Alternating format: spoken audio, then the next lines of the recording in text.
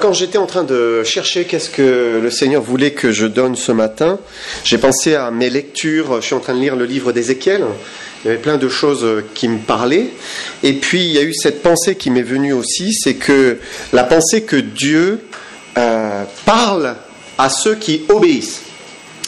Et le texte qui m'est venu à l'esprit, c'est 1 Samuel 3, et on va lire les versets 1 à 10. 1 Samuel 3, et versets 1 à 10.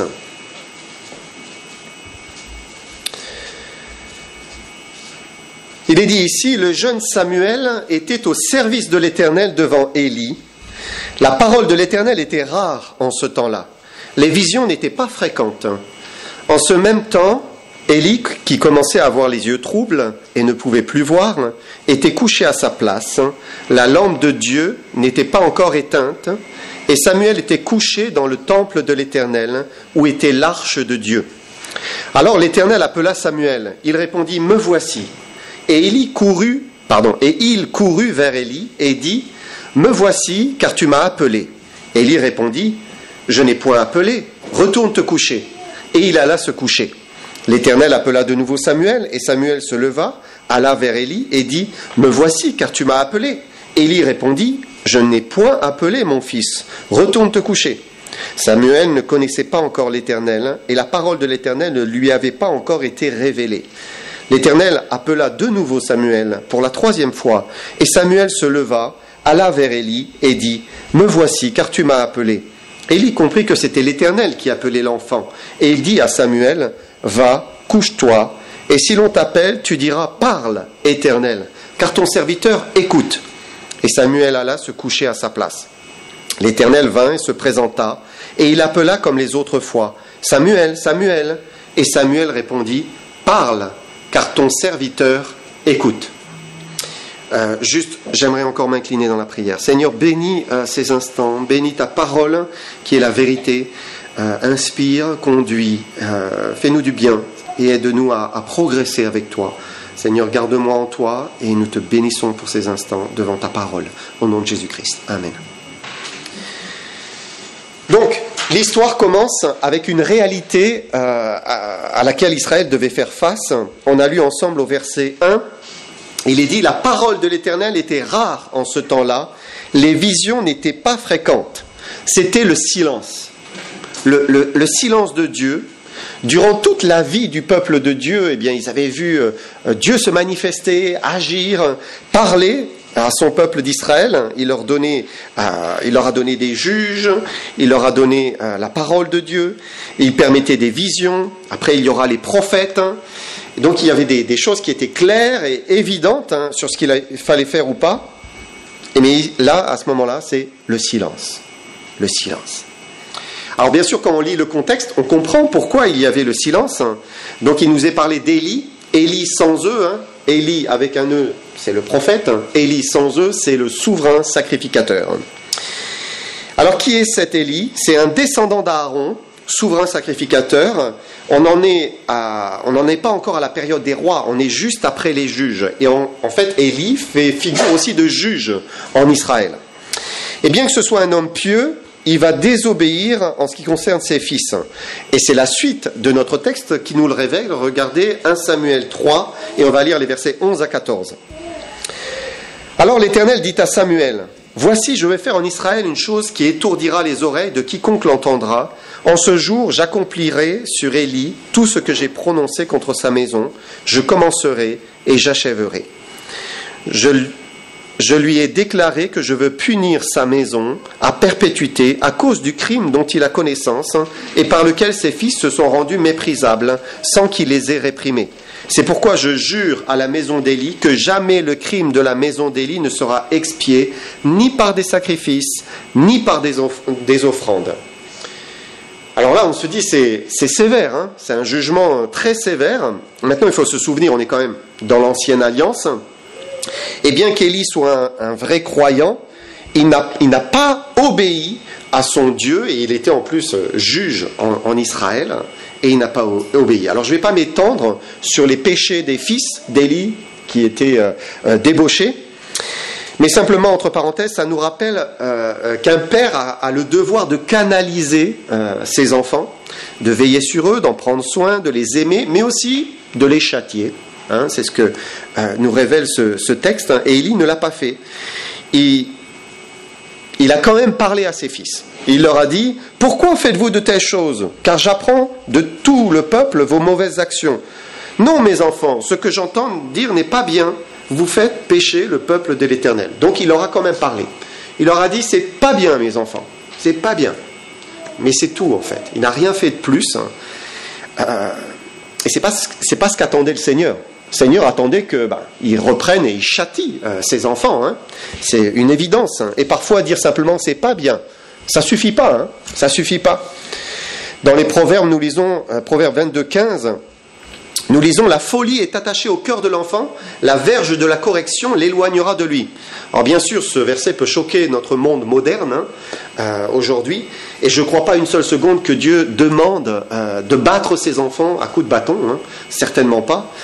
Mais la notion d'un châtiment, c'est pas qu'un précepte du passé, c'est une réalité qui continue. Il y a besoin d'un châtiment. Regardez en Hébreux 12, 10 et 11, nous lisons Hébreux 12, 10 et 11, « Nos pères nous châtiaient pour peu de jours, comme ils le trouvaient bon. Mais Dieu nous châtie pour notre bien, afin que nous participions à sa sainteté. Il est vrai que tout châtiment semble d'abord un sujet de tristesse et non de joie, mais il produit plus tard pour ceux qui ont été ainsi exercés un fruit paisible de justice. » Et là on voit l'importance du châtiment, hein, parce qu'il y a un bon fruit qui en résulte, et c'est pas moi qui le dis, c'est la parole de Dieu. Et donc la Bible nous dit que le châtiment est clairement nécessaire pour les enfants. Et si Dieu ne nous épargne pas le châtiment, nous, en tant qu'enfants de Dieu, est-ce que nous, on peut en faire l'économie ? Est-ce que Dieu n'a pas la pensée qui est la meilleure, hein ? Est-ce que son plan n'est pas parfait ? Est-ce que ce serait plus valable aujourd'hui ? Si vous regardez, même la société, elle châtie. Hein, elle châtie le mal. Elle châtie pas physiquement, mais elle châtie, on pourrait dire, psychologiquement. Hein, quand on met quelqu'un en prison pour 1 ou 10 ou 20 ou 30 ans, ça reste un châtiment. Hein, ça reste un châtiment. Parce que c'est nécessaire, parce que c'est salutaire, parce qu'il faut qu'il y ait un châtiment. Et le plus tôt les enfants apprennent qu'il y a un châtiment, eh bien c'est le meilleur, hein, avant qu'ils ne deviennent comme les fils d'Élie. Alors je reprends notre récit. Élie était désobéissant. Il ne faisait pas ce que Dieu lui disait. Il n'agissait pas selon la parole de Dieu. Alors le résultat, la parole de l'Éternel était rare en ces temps-là. Les visions n'étaient pas fréquentes. Et Dieu ne parle pas quand il y a la désobéissance. Et parfois dans notre vie, il peut y avoir un vide, un creux, hein, un blanc, comme si c'est en suspens, rien n'avance, pas de nouvelles paroles, pas de direction, sentiment d'un vide spirituel, c'est le silence. Peut-être il faut revoir sa mesure d'obéissance. Où en sommes-nous dans l'obéissance ? Se poser les bonnes questions. Qu'est-ce que j'ai peut-être laissé entrer dans ma vie ? Est-ce qu'il y a quelque chose auquel je m'accroche ? Je ne veux pas y renoncer, je le garde. Quels sont les obstacles à ma communion avec lui ? Qu'est-ce qui freine ma croissance ? Et je le sais. Dieu parle à ceux qui lui obéissent, il se révèle à ceux qui lui obéissent, et voir clair, voir nettement, par révélation, j'ai envie de dire, hein, ce n'est possible que dans l'obéissance. Il faut obéir. Donc la première chose ce matin que je veux relever, c'est apprendre à obéir. Quand Dieu veut nous dire quelque chose, il sait nous le dire. Il n'a pas de mal. Hein. C'est très très clair quand il veut nous parler. Et s'il y a quelque chose qu'on ne veut pas lâcher, eh bien il y reviendra encore, et encore, et encore, jusqu'à le moment où on est prêt et on dit bon ok, là c'est bon, je suis prêt, Seigneur, voilà, je jette ça, je n'en veux plus. Dieu sait nous sanctifier. Il sait comment nous sanctifier. Et il le fait pour nous conduire à une obéissance qui est parfaite. Pourquoi ? Parce qu'il nous aime. Parce qu'il veut se révéler à nous. Il veut nous amener plus loin avec lui. Il veut nous parler. Il veut nous éclairer. Il veut faire de nous des instruments pour sa gloire. Alors, eh bien, c'est pour cela qu'il faut apprendre à obéir. Mais après avoir appris à obéir, il faut aussi apprendre à écouter. Et si Dieu ne se révélait pas à Élie, c'est qu'il était désobéissant. Alors Dieu a préparé un petit enfant, un petit garçon, qui était prêt à faire la volonté de Dieu. Et c'est à lui qu'il va commencer à parler. Mais la voix de l'Éternel, c'était quelque chose de tout à fait nouveau pour Samuel. Alors il va falloir un petit peu de temps, au moins quelques minutes, là, ou je ne sais pas, une demi-heure ou une heure, pour qu'il finisse par comprendre, par le biais d'Élie, ce qu'il fallait comprendre. Alors verset 10,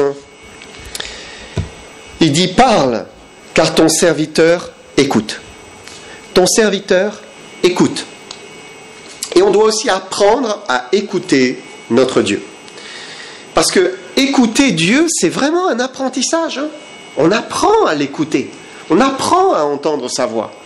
Alors bien sûr, l'écouter, ça passe en priorité par la lecture de la parole de Dieu. C'est une évidence. D'abord, avant toute chose, la parole de Dieu. C'est le canal prioritaire pour se révéler à nous. Et donc c'est vraiment important de la lire régulièrement, habituellement. Et il ne faut pas compter recevoir du Seigneur si la parole de Dieu elle est délaissée dans notre vie. Ce n'est pas possible. Il faut lire les Écritures. Mais Dieu ne parle pas que par les Écritures. Il parle par les Écritures, mais pas que. À nous, ses enfants, il nous a donné aussi son esprit. Et il veut aussi nous conduire. Quand vous êtes dans la rue et vous vous demandez quelle direction prendre par rapport à, je ne sais pas, quelque chose que vous cherchez ou quelqu'un que vous voulez rencontrer, j'en sais rien. Et vous dites, Seigneur, mais par où dois-je aller ? Là ou là ? Et que vous avez une conviction et vous allez dans une direction et c'est la bonne, eh bien, voilà, vous reconnaissez que Dieu vous a conduit. Vous n'avez pas pris votre Bible, vous n'êtes pas assis pour chercher. Et le Saint-Esprit, eh bien, a parlé à votre cœur. Et dans un cœur qui est consacré, un cœur qui est tourné vers le Seigneur, on a la capacité de focaliser notre attention sur Jésus-Christ, en esprit. C'est spirituel, pour recevoir de lui. Parce que Dieu est esprit. Et il est évident qu'on ne peut s'approcher de Dieu qu'en esprit et recevoir de lui par l'esprit. De même, quand on prie, c'est spirituel. C'est par l'esprit que nous nous approchons de lui. Par l'esprit que nous communiquons avec lui. C'est comme cela que Paul a reçu aussi, ce qui nous a après communiqué par la parole de Dieu. On lit ça dans 1 Corinthiens 2, versets 9 à 12. 1 Corinthiens 2, versets 9 à 12, nous lisons « Mais comme il est écrit, ce sont des choses que l'œil n'a point vues, que l'oreille n'a point entendues, qui ne sont point montées au cœur de l'homme, des choses que Dieu a préparées pour ceux qui l'aiment. Dieu nous les a révélées par l'Esprit. Car l'Esprit sonde tout, même les profondeurs de Dieu. Qui donc parmi les hommes connaît les choses de l'homme, si ce n'est l'Esprit de l'homme qui est en lui ? De même, personne ne connaît les choses de Dieu, si ce n'est l'Esprit de Dieu. Or nous n'avons pas reçu l'Esprit du monde, mais l'Esprit qui vient de Dieu, afin que nous connaissions les choses que Dieu nous a données par sa grâce. » Je répète ce dernier verset. Nous avons reçu l'Esprit qui vient de Dieu pour connaître les choses que Dieu nous a données dans sa grâce. Donc, l'Esprit était donc agissant pour ouvrir l'intelligence de l'apôtre Paul, se révéler à lui et nous révéler tout ce qu'il a appris. Et lorsqu'on est tourné vers le Seigneur et qu'on cherche sa volonté, qu'on prie par l'Esprit, il peut aussi parler à notre cœur. Et on peut l'entendre de la même manière que l'apôtre Paul, non pas d'une voix audible comme Samuel qui entendait une voix, c'est pas du tout de ça dont il s'agit, c'est quelque chose de spirituel, mais c'est plutôt sous forme d'une pensée, d'une conviction intime. Une conviction par le Saint-Esprit qui descend dans notre cœur, et on sait ce que Dieu attend de nous. On sait pertinemment. Sa volonté, elle devient très très claire, elle devient limpide, ça devient une évidence. Parce qu'on a cherché le Seigneur, on s'est approché de lui en esprit, et il s'est approché de nous. Le Seigneur nous rappelle très souvent l'importance de le chercher. Je vais vous lire une série de psaumes rapidement, c'est pas la peine de les mettre, Kevin, mais psaume 27, 8. « Mon cœur dit de ta part, cherchez ma face. Je cherche ta face, éternelle. » Psaume 105, verset 4. « Ayez recours à l'Éternel et à son appui. Cherchez continuellement sa face. » Ésaïe 55, 6. « Cherchez l'Éternel pendant qu'il se trouve. Invoquez-le tandis qu'il est prêt. » Amos 5,4, car ainsi parle l'Éternel à la maison d'Israël. Cherchez-moi et vous vivrez. Cherchez-moi. Et tous ces versets pointent vers l'importance d'avoir une intimité avec le Seigneur, d'une recherche de sa personne dans le lieu secret, d'un désir de le voir agir, intervenir, d'être tourné vers lui et de l'invoquer. C'est curieux que le Seigneur dise, il nous parle de sa face, il dit cherchez ma face, cherchez continuellement sa face, alors qu'on ne peut pas voir sa face. Personne ne peut voir sa face, parce qu'on serait consumé immédiatement. Mais par l'Esprit, on a le pouvoir de voir sa face. Par l'Esprit, on peut entrer dans les lieux célestes. On peut avoir une communion avec le Dieu vivant. Par la prière, par un cœur qui est tourné vers lui, on peut le voir. On le voit. On est avec lui, dans le ciel. Parce qu'on le cherche et on le trouve. Quand on arrive dans le Nouveau Testament, Jacques va nous dire dans son épître, approchez-vous de Dieu, il s'approchera de vous. Approchez-vous de Dieu. Donc il y a une démarche à faire vers lui, et si nous on fait une démarche vers lui, lui il ne faillira pas. Il sera au rendez-vous, il sera là. Mais c'est à nous de faire la démarche. L'apôtre Pierre, lui, il nous dit, approchez-vous de lui, pierre vivante, choisie et précieuse devant Dieu. Approchez-vous de lui, soyez à son écoute, comme Samuel. Parle, ton serviteur écoute. Et la communion avec Dieu, elle doit se faire dans les deux sens. Non seulement on parle au Seigneur, mais on apprend aussi à écouter le Seigneur. On apprend à recevoir de lui, avec notre Bible devant nos yeux, bien sûr, mais aussi avec un cœur qui est ouvert, attentif au Seigneur. Il faut apprendre à écouter. Alors pour l'anecdote, lorsqu'il s'agit de trouver un sujet d'un message, comme pour maintenant, pour un dimanche matin, parfois c'est très facile, parfois c'est plus dur. Parfois c'est facile parce que, par exemple, on a une lecture suivie, donc on avance, Dieu est derrière, c'est ça qu'il veut, il agit, alors c'est assez simple. Et d'autres fois, Dieu oriente dans une autre direction, il nous fait sortir des rails, prendre une autre direction. Alors ça peut être une pensée qui vient dans le cœur, et puis la pensée se développe et mûrit au fur et à mesure de la semaine. Ça peut être aussi des lectures, on lit, et puis on voit un sujet, et puis on lit autre chose, un autre, le même sujet revient, et puis revient encore au cours de toutes ces lectures, et puis finalement, ça devient une évidence, ça devient une conviction, et à un moment on sait, mais c'est ça. Et voilà, il y a la paix, on sait que c'est ça, pas de doute. Jamais c'est écrit sur le mur, tu dois prêcher sur ça. J'aimerais bien, Des fois, je me dis, des fois je me suis creusé, crié à Dieu, mais Seigneur, quelle direction? Ça serait facile, mais ça ne marche pas comme ça. Mais finalement, la conviction, elle vient quand vous chassez de votre esprit tout ce qui vient, encombrer. On est encombré parfois. Encombré des choses de l'extérieur, encombré par soi-même, encombré par le péché parfois. Tout ça, ça vient faire une obstruction et vous empêche de voir clair. Mais Dieu est toujours là, lui. Dieu veut toujours se révéler, il veut toujours nous parler, il veut nous éclairer. Mais il faut, s'approcher de lui, chasser tout ce qui ne vient pas de lui. Et là, il nous parle, il nous inspire, il se révèle. Et on devrait tous être attentifs à écouter le Seigneur, apprendre à écouter le Seigneur. Parfois, vous savez, je pensais, dans les foires, parfois il y a un palais des glaces.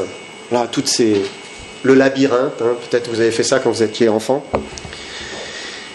S'y retrouver dans ce labyrinthe. Et parfois, on a l'impression que pour chercher la volonté de Dieu, on est dans le labyrinthe, mais en plus on a un bandage sur les yeux. Et puis on est là, on cherche la volonté de Dieu. C'est quasi impossible.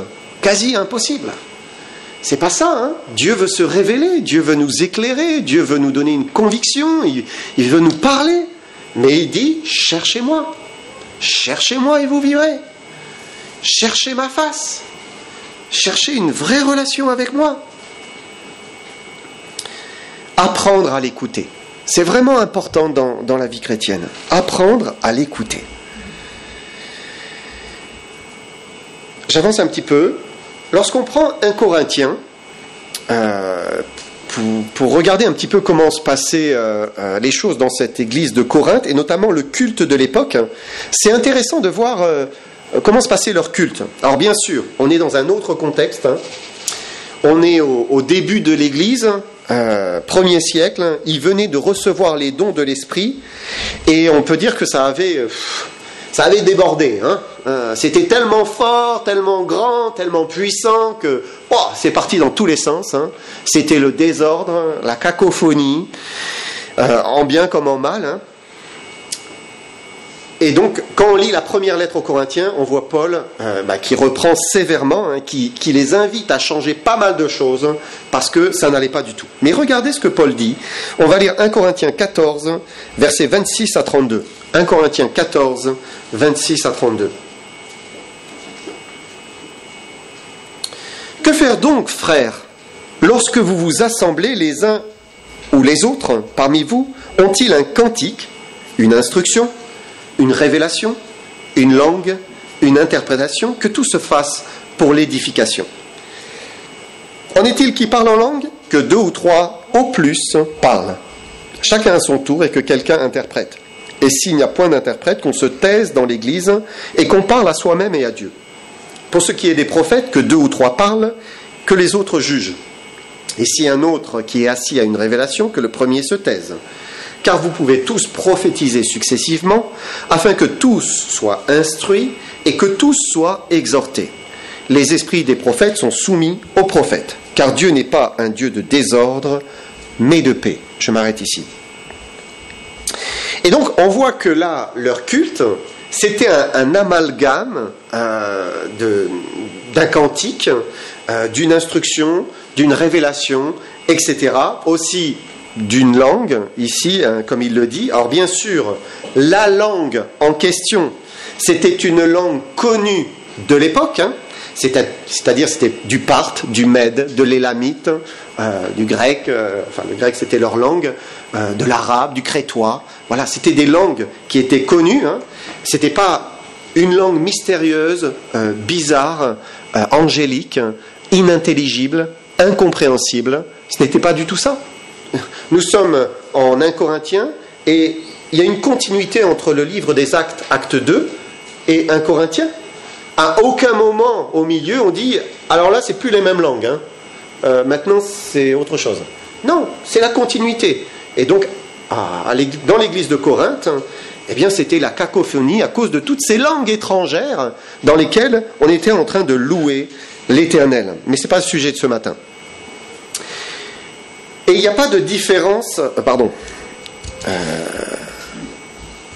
Après, on a lu dans notre texte, il pouvait y avoir une prophétie, dans le sens où c'était plutôt une édification, une exhortation, une consolation qui était donnée, comme Paul l'évoque en 1 Corinthiens chapitre 12. Mais comment tout cela se construisait? C'était par l'action du Saint-Esprit. C'est le Saint-Esprit qui inspirait une prière, le Saint-Esprit qui inspirait le choix d'un cantique, il inspirait une instruction, il inspirait quelque chose que le Seigneur avait donné à quelqu'un, une révélation, il inspirait une parole consolante, une parole sur l'exhortation, hein. Tout était par le Saint-Esprit. Pourquoi? Parce que le Saint-Esprit avait le contrôle de tous ces chrétiens qui étaient là, de ceux qui composaient ce culte, et les frères et sœurs qui étaient dans le culte avaient à cœur de partager quelque chose, de donner quelque chose qui venait du Seigneur. Alors bien sûr, c'était très immature, hein. C'est pour ça que la lettre est sévère, hein. C'était immature, ça partait dans tous les sens, il manquait de l'ordre, il manquait de la discipline, il manquait de la sagesse.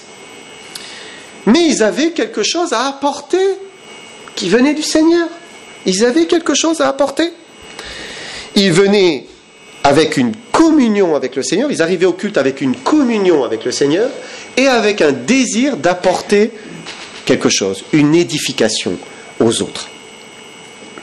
Et on devrait tendre vers cela. Nous devrions tendre vers cela. C'est-à-dire tendre à partager quelque chose que nous avons reçu du Seigneur et qu'il nous demande de partager aussi. On l'a reçu, il nous demande de le partager. Parce que parfois, il ne nous demande pas forcément de le partager. Parfois, on reçoit quelque chose, c'est pour nous.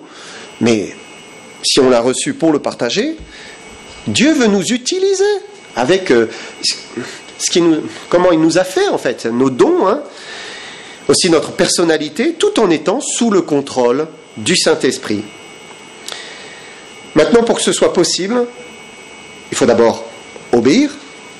Dieu parle à ceux qui obéissent. Il faut apprendre à écouter le Seigneur pour recevoir de lui. Parle, ton serviteur, écoute. Et puis aussi finalement, il faut parler, apprendre à dire ce que nous avons reçu, à le partager. Et dans l'intimité avec le Seigneur, dans la communion, dans la dépendance, Dieu veut nous utiliser, il veut nous inspirer. Par une parole, par une expérience, par une conviction, quelque chose que l'on a reçu du Seigneur, par l'inspiration dans le choix d'un cantique, par une prière qui monte droit dans le trône, vers le trône. Mais je crains que parfois on étouffe cela. Ça existe, mais on l'étouffe. On ne s'autorise pas à le faire. Je crains qu'on vienne surtout pour recevoir plutôt que pour donner. Et qu'il n'y a pas vraiment ce désir d'apporter quelque chose. Et ce matin, j'aimerais encourager tous ceux qui sont plutôt timides, ceux qui sont en retrait, ceux qui ont peur peut-être simplement de proposer un cantique, de partager un verset, de partager quelque chose que vous avez reçu du Seigneur. Ceux qui pensent la prière en commun, c'est pas pour moi. Je tremble quand je prie en commun, j'arrive pas, je bafouille, je prierai jamais en commun. Mais Dieu ne nous a-t-il pas donné un esprit de force, d'amour, de sagesse? Mais si on lui dit non, je ne le ferai jamais. On ne goûte pas à l'esprit de force, d'amour, de sagesse, parce qu'on lui a dit non. Alors qu'il veut. Il veut nous remplir, il veut remplir notre bouche. Mais il faut surmonter ses craintes, ses peurs et allez, Seigneur, inspire-moi, je veux te louer. Et je me jette à l'eau. C'est quelque chose, On ne se sent pas capable de porter une exhortation. On a reçu une bénédiction, Dieu nous a exhortés, mais redonnons-la. Le Seigneur peut-être voudrait, le met à cœur, mais on le garde, on l'étouffe. Et on garde tout à l'intérieur. J'aimerais vous encourager à recevoir du Seigneur pour le redonner. Vraiment. Alors pour certains, c'est facile. C'est pas à eux que je m'adresse. Pour certains, ça va de soi. Mais ceux qui n'osent pas, peut-être que le Seigneur veut faire des choses au travers de vous et le seul obstacle, c'est vous-même. C'est vous-même. Soit parce que vous n'obéissez pas dans votre vie avec le Seigneur, alors on ne peut pas recevoir, on ne peut rien donner. Soit parce que vous n'écoutez pas, dans le sens où vous ne prenez pas le temps d'avoir cette relation, cette intimité avec le Seigneur pour recevoir de lui, soit parce que vous n'osez pas le faire, vous laissez votre bouche fermée quand vous devriez ouvrir la bouche. Et il faut apprendre à parler pour le Seigneur. Lorsqu'Élie a dit à Samuel, « Quelle est la parole que t'a adressée l'Éternel ? Ne me cache rien. » Samuel lui a dit ce qu'il venait de recevoir de l'Éternel. Et quand on a une vraie intimité avec le Seigneur, on peut recevoir de lui des paroles encourageantes, édifiantes, consolantes. Et si on ne dit rien, si on ne partage pas, est-ce qu'on n'est pas en train de faire une erreur là ? Et se priver finalement d'un bienfait, d'une bénédiction, parce que Dieu nous place les uns avec les autres pour nous apporter quelque chose, les uns aux autres. Mais ça commence dans l'intimité, ça commence dans une vraie communion, dans une vraie obéissance au Seigneur. Alors, après, d'autres n'ont pas du tout de difficulté à ouvrir la bouche pour proposer, partager, exhorter, prier, lire. Et c'est bien, assurément, Dieu veut qu'on prenne part à l'édification du corps de Christ. Il veut qu'on y prenne part. Mais en même temps, j'aimerais nous encourager à bien faire attention, à rester sous le contrôle du Seigneur. C'est vraiment important. Parce que ce qui compte, c'est pas vraiment d'aimer un cantique et de le proposer parce qu'on l'aime. Ce qui compte, c'est pas de partager parce que forcément il faut le faire, ou de prier parce qu'il faut le faire. Non, ce qui compte, c'est d'être un serviteur obéissant, une servante obéissante qui obéit, qui écoute et qui fait ce que Dieu lui demande, au moment où il lui demande. Parce que quand quelque chose vient du Seigneur, il y a l'approbation de tous, il y a l'assentiment de tous, l'amen de tous. On reconnaît, amen, amen. Quand c'est plus humain, ça rate le but. C'est dommage, ça rate le but. C'est dommage parce que le corps n'est pas édifié comme il aurait pu l'être. Quand parfois le corps n'est pas scandalisé, dans certains cas, le corps est scandalisé par ce qui vient de se passer, parce que c'est pas du tout à propos, ou parfois c'est carrément une manifestation d'orgueil évidente. Et là, on est un peu mal à l'aise, on est un peu triste, mal à l'aise, et c'est vraiment dommage. Alors on peut faire des erreurs, on fait tous des erreurs. J'en ai fait des tonnes et j'en ferai encore. Mais on doit apprendre de nos erreurs. Quand on a ouvert la bouche alors qu'il fallait se taire, et on le sait bien, pardon Seigneur, on s'humilie, pardon Seigneur, aide-moi à rester sous ton contrôle, à dépendre de toi, et à savoir garder ma langue quand je dois garder ma langue. Et après on apprend. Et la fois prochaine, quand Dieu nous dira non, on se taira. Et on attendra le bon moment, la bonne chose, la volonté de Dieu. C'est ça qui compte. Avoir une communion, une intimité, une dépendance du Seigneur. Parce que Dieu veut nous inspirer pour construire des cultes qui soient édifiants, qui soient des louanges, qui soient de l'adoration, qui soient inspirés. Dieu veut inspirer. Il veut se manifester partout, mais ça commence dans le lieu secret, dans une vraie vie avec le Seigneur, obéissante à son écoute. J'aimerais terminer avec un verset, c'est 1 Corinthiens 14, verset 12. Il dit, « De même vous, puisque vous aspirez aux dons spirituels, que ce soit pour l'édification de l'Église, que vous cherchiez à en posséder abondamment. » Et je trouve intéressant ce verset dans le fait que les Corinthiens voulaient des dons spirituels. Alors bien sûr, Paul va les doucher avec cet épître, en quelque sorte, sur leur quête du parler en langue. Il va vraiment les doucher.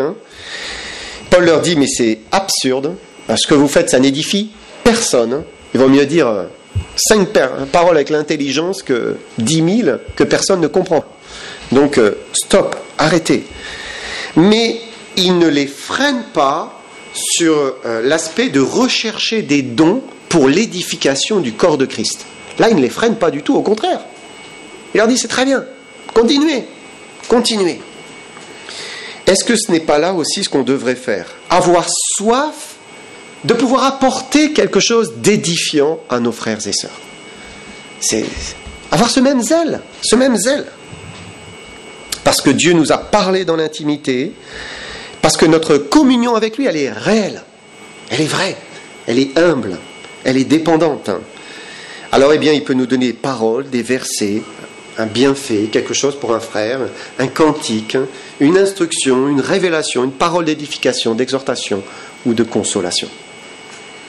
Alors parfois le Seigneur nous pousse lors d'un partage et on le fait et tout le monde en est béni. Parfois, eh bien, c'est après le culte, dans une conversation avec quelqu'un où là, le Seigneur nous pousse et on va apporter quelque chose de bon, on va nourrir, on va édifier. Dieu nous a donné son esprit à tous et il n'a pas dit simplement à certains, celui qui croit en moi, des fleuves d'eau vive couleront de son sein. Il a dit à tous, c'est pour nous tous. Des fleuves d'eau vive peuvent couler de notre sein à tous.